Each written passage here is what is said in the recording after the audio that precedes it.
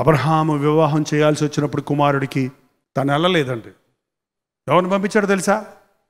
తన ప్రధాన సేవకుడిని పంపించాడు. ఆ ఎలియాజరు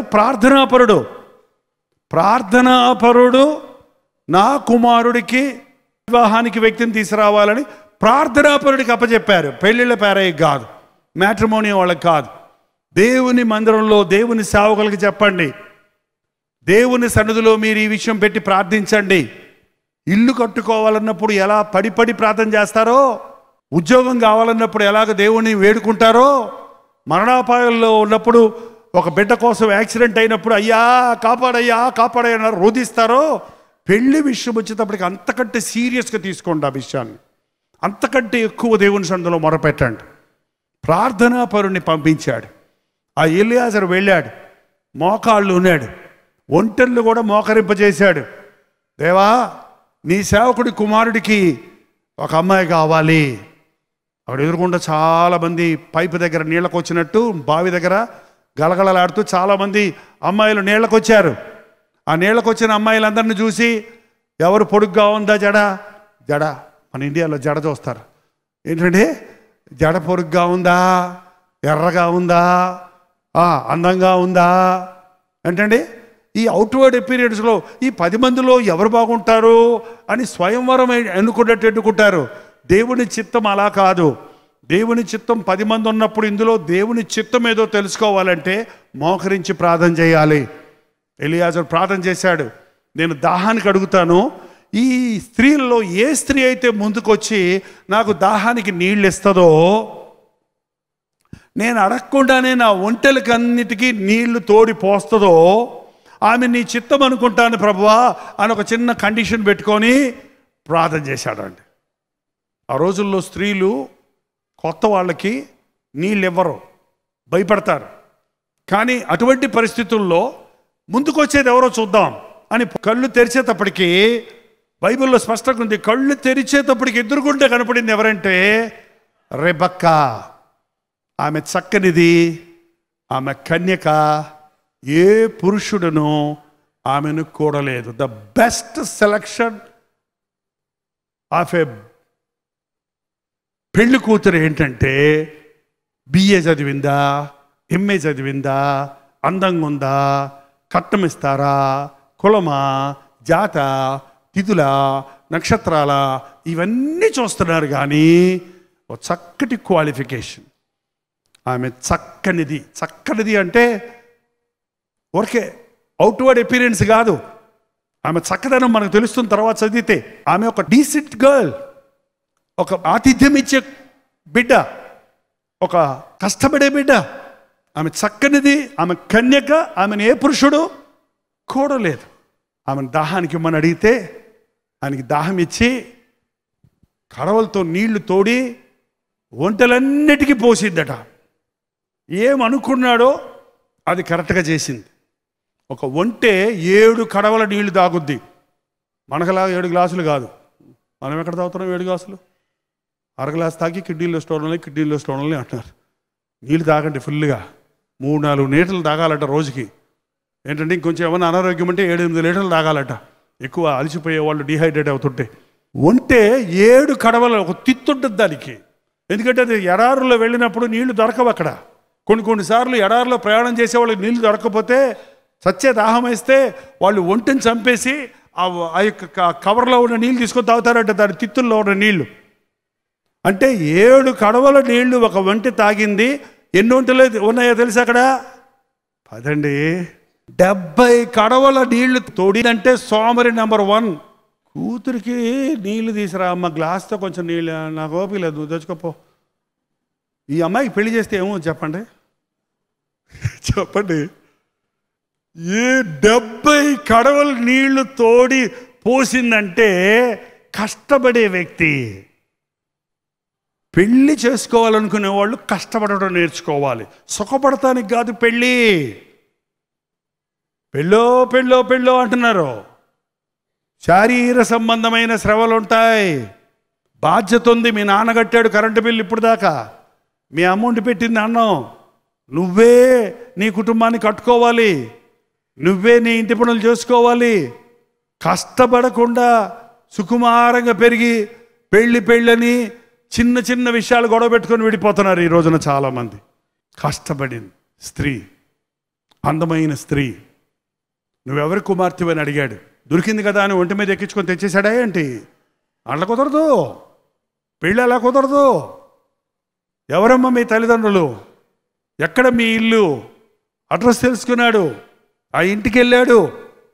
ఆ ఇంటి వాళ్ళని అడిగాడు. అబ్రహాము కుమారుడైన ఇస్సాక్కి మీ అమ్మాయిని చేయడానికి మీకు ఇష్టమేనా? వాళ్ళు దూర బంధువులండి. ఇష్టమేనా అని అడిగితే ఫోటో తీసుకొచ్చావా? బయోడేటా తెచ్చావా? అబ్బాయి కుంటోడా? పోలియో ఏమన్నా అటాక్ అయిందా? కళ్ళజోడు పెట్టుకుంటాడా? కళ్ళజోడు లేదా? నెత్తి మీద జుట్టు ఉందా లేదా? ఏం అడుగుతారండి ఈ రోజుల్లో? ఒక అమ్మాయిని అలాగే పెళ్లి చూపులు తీసుకెళ్తే ఓ మంచి అబ్బాయి వచ్చాడటండి.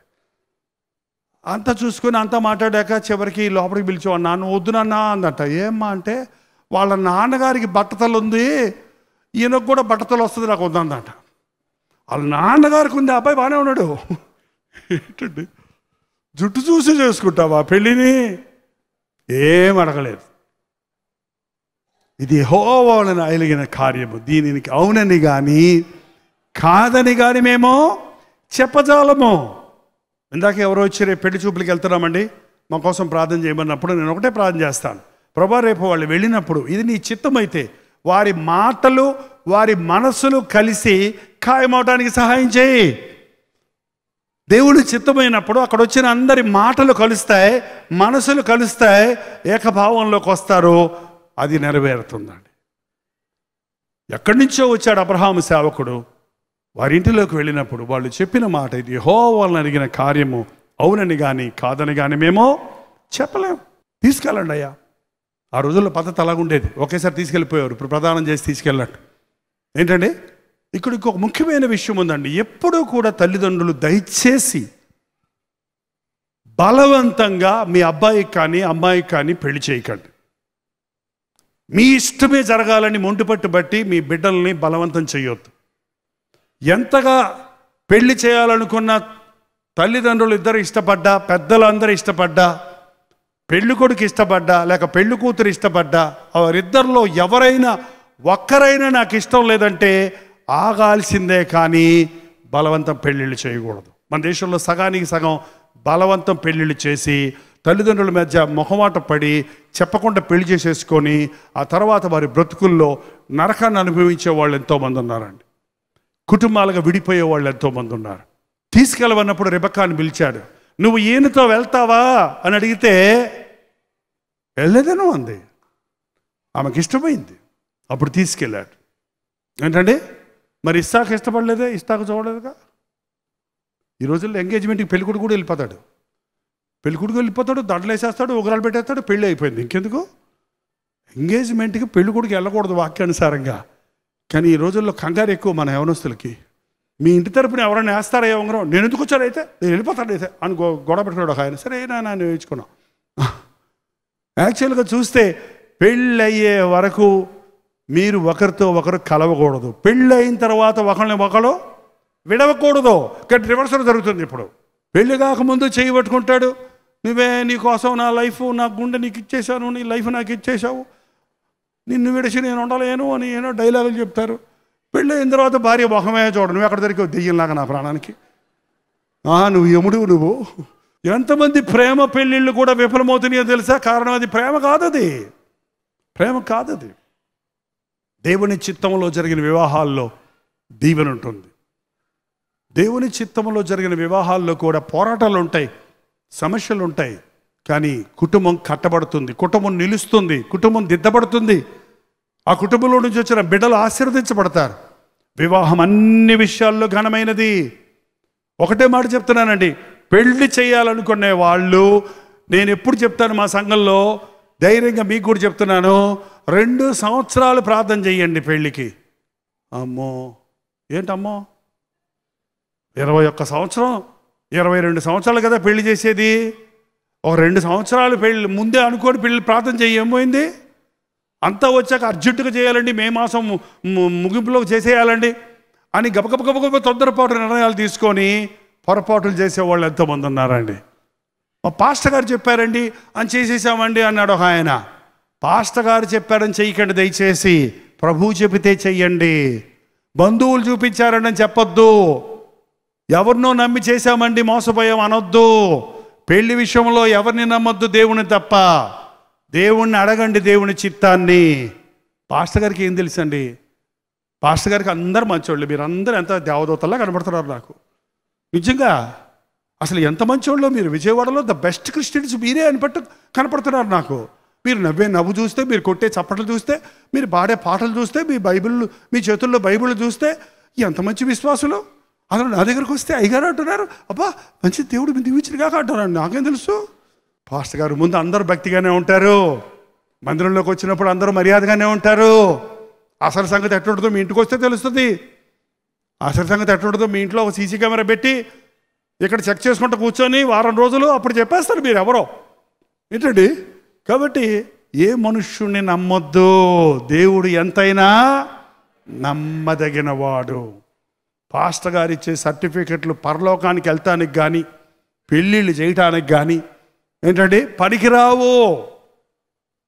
రేపొద్దున పరలోకం వెళ్ళినప్పుడు ఎందుకయ్యా ఎక్కడికి వచ్చావు అని ప్రభడితే, మా పాస్టర్ గారిని అడగండి, గట్టిగా దొరికి నేను ఎట్టొచ్చానో 3 సంవత్సరాలు లేట్ అయినా పీట్ అయినా వచ్చాను. జైపాల్ గారి గట్టిగా ఎదరికి వచ్చాను ఏమనుకుంటున్నావో అంటే వెరీ గుడ్ అంటాడు అనుకున్నావు ప్రభు. ఒకవేళ అన్న అంటాడు జైపాల్ ఎవడో తెలియదు, నువ్వెవడో తెలియదు పావయ్య అంటాడు. అప్పుడు ఏమంటారు? ఏంటండి నేను కనుక దేవుని సేవ సరిగా చేయకపోతే నేను అదిగా భయపడతా. మీకు భయపడి నేను దేవుడికి భయపడతా. మనుషులకు భయపడక్కర్లా, మన ప్రభువుని మెప్పించాలి. ఒకటే, ఈ రోజు నుంచి పెండ్లి చేయాలనుకుంటే మీ బిడ్డలకి ప్రార్థనలో పెట్టండి. ప్రార్థనలో పెట్టండి, ప్రార్థన చేస్తూ ఉండండి. నా బిడ్డల పెళ్ళిళ్ళ కోసం రోజు కుటుంబ ప్రార్థనలో, ప్రభా మా పిల్లలకు పెళ్ళిళ్ళ విషయంలో సాయం చేయనైనా పెళ్ళిళ్ళు. ఒకరోజైతే నాకే బోరు కొట్టింది. రోజు చేస్తాను, ఏం జరగటంలా, ఏమి అవటం లేదేంటి. ఎన్ని సంవత్సరాలు చేశారో 3-4 సంవత్సరాలు, ఎంతో కాదు ఈ సంవత్సరాలు, ఒక సంవత్సరం 2 కాదు. ఏంటండి తగిన సమయంలో దేవుడు టకటకటకటకటకటక ఒకే సంవత్సరం, ఒకే వారం, ఒకే నెల, ఒకే వారంలో 3 కొడుకులు పెళ్లి చేశానండి నేను. డబ్బులు ఎక్కడి, మ్యాచ్ ఎలా కుదురుద్ది? 3 పెళ్ళిళ్ళు ఒకసారి చేయాలంటే మాటలా? ఏమన్నా లక్షాధికారినా, ఏమన్నా డబ్బులు చేర్చి పెట్టానా? ఇప్పుడు ఆలోచిస్తుంటే నాకు అసలు అర్థమే కావటం లేదు. 3 సంవత్సరాల ప్రార్థన ఫలితం అది. దేవుని సన్నిధిలో పెట్టిన మొరకి తగిన సమయమందు ఆయన సమస్తము చక్కగా చేస్తాడు. ఆయన ప్రభువు సన్నిధిలో పెట్టండి. మీ బిడ్డలను చిన్నప్పటి నుంచి దేవుని బైబిల్లో పెంచండి. బయటికి వెళ్తే, లోపలికి వస్తే బిడ్డలు ఎక్కడికి వెళ్తున్నారని అడగండి. బిడ్డలు మీకు చెప్పి వెళ్తారా? మీ ఇంట్లో చెప్పరు. ఇప్పటికి కూడా నా బిడ్డలకి 2 బిడ్డలు పుట్టారు. ఇప్పటికి కూడా బయటికి వెళ్తే నేను ఇంట్లో ఉంటే చెప్పి వెళ్తారు, లేకపోతే ఫోన్ చేసి చెప్తారు, కుదరకపోతే కనీసం SMS పెడతారు. వచ్చినప్పుడు పెడతారు, reached home, I'm in the flight, reached home అని ఎప్పుడు పెడుతూనే ఉంటారు. ఒకవేళ వాళ్ళు ఎప్పుడైనా మర్చిపోతే నేను ఊరుకోను, నేను పెడతా, వేర్ ఆర్ యూ. ఏంటంటే తల్లిదండ్రులకు బాధ్యత, బిడ్డలు బాధ్యత. తల్లితో చెప్పకుండా అమ్మాయిలు బయటకు వెళ్తామేంటి? ఆ దీనా అనే అమ్మాయి ఉంది, ఆదికాండం 34వ అధ్యాయంలో. కొత్తూరు వెళ్ళేటప్పటికీ బయట ఆ మనుషులను చూస్తామని వెళ్ళిపోయిందంట. అన్నోళ్ళకి చెప్పలా, 10 మంది అన్నలు. ఏంటంటే అమ్మకి చెప్పలా, నాన్నకు చెప్పలా, బయటికి వెళ్ళిపోయింది. ఆడెవడో పట్టుకున్నాడు. అక్కడ గందరగోళం అయిపోయింది ఆమె జీవితం, గందరగోళం అయిపోయింది ఆ కుటుంబం, గందరగోళం అయిపోయింది ఆ యొక్క దేవుని చిత్తంలో నుంచి బయటకు వెళ్ళిపోయింది. దీనా ఆమె పేరు, డయానా ఇంగ్లీష్లో. 34 వచ్చాక ఇంటికి వెళ్ళి చదవండి. ఆడపిల్లలు దయచేసి ముఖ్యంగా బయటికి వెళ్ళేటప్పుడు, లోపలికి వచ్చేటప్పుడు తల్లిదండ్రులకు చెప్పాలండి. కుమారులు కూడా మీరు కూడా మీ తల్లికి కానీ, తండ్రికి కానీ, అన్నకు కానీ, అక్కకు కానీ, ఇంటిలో ఉన్న వ్యక్తికి జవాబుదారీగా ఉండండి. మీకు సాతాను మిమ్మల్ని పట్టుకోవడానికి, వల వేయడానికి అవకాశం లేదు. ఈరోజు మనం నిర్లక్ష్యంగా వదిలేసి ఒకేసారి ఎక్కడో ఒక చోట ఇబ్బందుల్లో పడిపోయి కుటుంబ విషయాల్లో సమాధానాన్ని పోగొట్టుకుంటున్నాం. ఎంతోమంది యవ్వన బిడ్డలు వారి జీవితాన్ని పాడు చేసుకుంటున్నారు. సంసోను జీవితం ఎలా పాడైపోయిందో చూడండి. దేవుడి చిత్తానికి పోయి పెళ్లి చేసుకున్నాడు. బయటికి వెళ్ళి నాకు ఇష్టమైంది కాబట్టి నాకు కావాలని పెళ్లి చేసుకున్నాడు. అతని జీవితంలో ఆనందం పోయింది, దేవుని ప్రణాళిక పోయింది, దేవుని చిత్తం పోయింది. తన దాంపత్య జీవితం అనేది లేని స్థితిలో దిగజారిపోయాడు. దేవుని చేత అభిషేకించబడ్డవాడు, ఏర్పించబడ్డవాడు, గొప్ప కార్యాలు చేసినవాడు. నాకు ఇష్టమైంది చేయమంటే తల్లిదండ్రులు వద్దురా అంటే కూడా వినకుండా వెళ్ళి పెళ్లి చేసుకున్నాడు. ఆ తర్వాత వేశ్యల దగ్గరికి వెళ్ళటం నేర్చుకున్నాడు. దేవుని ఆత్మను పోగొట్టుకున్నాడు. చివరికి హోమోసైడ్, తను చస్తూ అనేకుల్ని చంపిన స్థితికి దిగజారిపోయాడు. దయచేసి వివాహాల విషయంలో ప్రత్యేకంగా ఉందాం. మీ ప్రత్యేకమైన వివాహాల విషయం ఎవరికైనా ఉంటే మీతో పాటు నేను కూడా ప్రార్థన చేయడం, నేనే ప్రార్థన చేస్తాను అంటలేదు, మీరు చేయండి. మీ పక్షంలో నేను కూడా ప్రార్థన చేయడానికి ఆశగానే ఉన్నాను. నేను వాక్యం చెప్పే వారి కోసం ప్రార్థన చేయవలసిన బాధ్యత నా మీద ఉందని, సరైన సేవకుడు అంటే వాక్యం చెప్పి వెళ్ళిపోయేవాడు కాదు, ప్రార్థించి పరిపూర్ణతలో నడిపించవలసిన వాడని నేను ఎప్పుడు గుర్తుపెట్టుకుంటాను. అలా ఎవరైనా మీ బిడ్డలకు పెళ్ళిళ్ళు చేయాలని ప్రార్థన చేయాలని ఆశిస్తే ఆ బిడ్డల పేర్లు నాకు రాసివ్వండి. ప్రత్యేకంగా గుర్తున్న సమయాల్లో కొన్ని సమయాల్లో వారి కోసం నేను కూడా ప్రార్థన చేయడానికి సిద్ధంగా ఉంటాను. మీరు ప్రార్థన చేయండి. పెళ్ళిళ్ళు దేవుని చిత్తములో జరుగునుగాక, దేవుని సమయములో జరుగునుగాక, దేవుని ప్రణాళికలో నెరవేరునుగాక. లేచి నిలబడి ప్రార్థన చేసుకుందాం. ఇది మన అవసరత. ఈరోజు మన బిడ్డల పెళ్ళిళ్ళ విషయంలో ఇప్పటికే పొరపాటున వివాహాలు జరిగి ఇబ్బంది పడుతున్న కుటుంబాలు కొందరున్నారు. దేవుడు కల్పించుకుంటే నీ కుటుంబాన్ని చక్కబెట్టగలడు, నీ తప్పును దిద్దగలడు, నీ జీవితాన్ని సరిచేయగలడు, నీ లైఫ్ పార్ట్నర్ మనస్సు మార్చగలడు, నీ పరిస్థితులను దిద్దగలడు. ఇప్పటికే వివాహములు దేవుని చిత్తానికి బయట చేసుకొని ఇబ్బంది పడుతున్న వారు ఒక్కసారి దేవునికి మొరపెట్టండి. అయ్యా, నీ చిత్తము నేను ఎరగలేదు, తొందరపడ్డాను, నా కుటుంబాన్ని కట్టయ్యా, నా కుటుంబంలో సమాధానం తెమ్మని ప్రభుని అడగండి. పెళ్ళిళ్ళు చేయాలని ఆశపడుతున్న తల్లిదండ్రులు తొందరపాటు నిర్ణయాలు చేయొద్దు. దేవుని చిత్తం కోసం వెతకండి, దేవుని చిత్తం కోసం కనిపెట్టండి. దేవుడు తన అద్భుతంగా దేవుడు ఏర్పరిచిన వ్యక్తులను మీకు బయలుపరుస్తాడు. మీ ఇంటి గడప దాటన అవసరం లేకుండా దేవుడు తన చిత్తాన్ని నీకు తెలియజేస్తాడు. ఒక రైట్ పర్సన్ని, రైట్ ఇంటికి, రైట్ వ్యక్తిని 10-15 మందిని చూడక్కర్లేకుండా ఎవరిని దేవుడు ఏర్పరిచారో వారినే దేవుడు మీకు తెలియజేస్తాడు. ప్రార్థనలో అద్భుతాలు చూస్తాం, ప్రార్థనకు జవాబులు దొరుకుతాయి. ప్రార్థన చేసుకుందాం. ప్రతి ఒక్కరూ మన 2 చేతులు ఆకాశం వైపెత్తి ప్రార్థన చేద్దాం. పరిశుద్ధుడా, ప్రేమగల తండ్రి, ఒక్కసారి మమ్మల్ని చూడు నాయన. ఈ రాత్రి అతి ప్రాముఖ్యమైన విషయాన్ని, మా బిడ్డలకు వివాహాల విషయాన్ని నీ సన్నిధిలో పెడుతున్నాం. నీ చిత్తమే నెరవేరాలయ్యా, నీ ఉద్దేశాలే నెరవేరాలి నాయన. తండ్రి, నా చిత్తము కాదు నీ చిత్తమే అన్నట్టు తల్లిదండ్రులు ఇష్టం కాదు, పెళ్లి చేసుకునే వారి ఇష్టం కాదు, నీ ఇష్టం అవ్వాలయ్యా నాయన, నీ ఇష్టం అవ్వాలయ్యా. పెళ్లి చేసుకునే వారి ఇష్టం నీ ఇష్టమైతే అది నెరవేర్చు నాయన. తల్లిదండ్రులు ఇష్టం అది నీ చిత్తమైతే అది నెరవేర్చు నాయన. ఏ మాత్రం నీ చిత్తానికి బయట పెళ్లి చేసుకోకుండా తొందరపాటు నిర్ణయాలు చేసుకొని జీవితకాలం అంతా కలవరపడకుండా నీ కృప కాపాడనిమ్మయ్యా. తండ్రి, ఎంతోమంది తండ్రులు వారి బిడ్డలకు వివాహాలు కాలేదని దిగులు చెందుతున్నారయ్యా. నువ్వు సమస్తము సమకూర్చి చేస్తావని విశ్వాసం దయచేయి తండ్రి.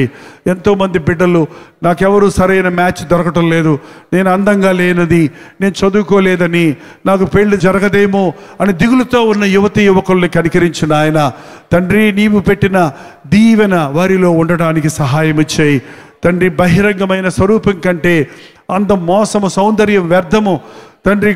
గుణవతి అయిన భార్య దొరుకుట అరుదన్నావయ్యా తండ్రి. నాయన యోగ్యురాలు పెనిమిటికి కిరీటం అన్నావయ్యా తండ్రి. యెహోవా యందు భయభక్తులు గల స్త్రీ కొనియాడబడునన్నావయ్యా. అట్టి దీవెనలు మా బిడ్డలకు దయచేయి. అట్టి వివాహాలు మా బిడ్డలకు జరుగుటకు సహాయం చేయి. మేము నేర్చుకుంటున్న ప్రతి పాఠాలు వ్యక్తిగతంగా మా జీవితాలకు, మా కుటుంబాలకు, మా భవిష్యత్తుకు దీవెనకరంగా ఉన్నట్లు పరిశుద్ధాత్మతో నీ వాక్యాన్ని మా హృదయంలో ఫలింపజేయము నాయన. క్రియ జరిగించుము తండ్రి. తండ్రి, మాటలు వింటే మేమేమవం, కానీ ఆ మాటలు మా హృదయాల్లో క్రియ జరిగించడానికి సహాయం చేయి. రూపాంతరం పొందడానికి సహాయం చేయి. మారు మనసు పొందడానికి సహాయం చేయి తండ్రి. మా స్థితిగతులు మారటానికి సహాయం చేయి దేవా. నిన్ను నమ్మిన వారిని దానిని విడువని దేవుడిగా ఉన్నావని నిరూపించుము. నీ సన్నిధిలో ప్రార్థించుటకు, దీవించబడుటకు సహాయం చేయమని యేసు క్రీస్తు నామములో అడుగుచున్నాము తండ్రి. మన తండ్రి అయిన దేవుని యొక్క ప్రేమయు, కుమారుడైన క్రీస్తు యొక్క కృపయు, ఆదరణకర్త అయిన పరిశుద్ధాత్మ యొక్క సహవాసమును కుడి వచ్చిన మనందరికీ ఇప్పుడును సదాకాలము తోడై ఉండును గాక. ఆమేన్, ఆమేన్, ఆమేన్.